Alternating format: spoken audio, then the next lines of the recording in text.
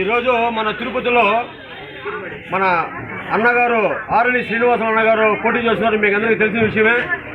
Election ఎప్పుడో కాదు, మన 13వ తేదీ, ఈ నెల 13వ తేదీ. ప్రతి ఒక్కరూ ఓటు వినియోగించుకోవాలా. గ్లాసు గుర్తు ప్రతి ఒక్కరు చెప్పేటప్పుడు గ్లాసు గుర్తు గ్లాసు గుర్తు గ్లాసు గుర్తు అని చెప్పాలా. గ్లాసు గుర్తుకు ఓటు వేయాలా. మన ఈ మిషన్లో 3వ నెంబరు మన అన్నగారికి ఇచ్చింది.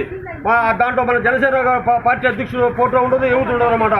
గ్లాసు గుర్తుంటుంది. కాబట్టి మనం ప్రతి ఒక్కరికి పాంప్లెట్స్ ఇచ్చేటప్పుడు కూడా ప్రతి ఒక్కరికి మనం గ్లాసు గుర్తనే చెప్పాలా.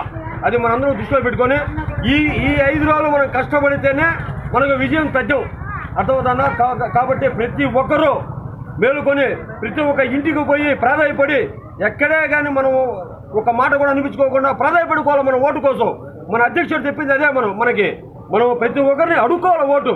తప్పు లేదు. ఎందుకంటే మనకు మంచి రాజ్యం రావాలంటే మనం ప్రతి ఒక్కరిని వేడుకోవాలా. కాబట్టి ప్రతి ఒక్కరూ గ్లాసు గుర్తుకు ఓటు వేసి అఖండ మెజార్టీతో మన ఆరణి శ్రీనివాసరావు గారిని గెలిపించాలని మనస్ఫూర్తిగా కోరుకుంటూ, జై జనసేన, జై జనసేన, జై జనసేన. గాజు గుర్తుకే మన ఓటు.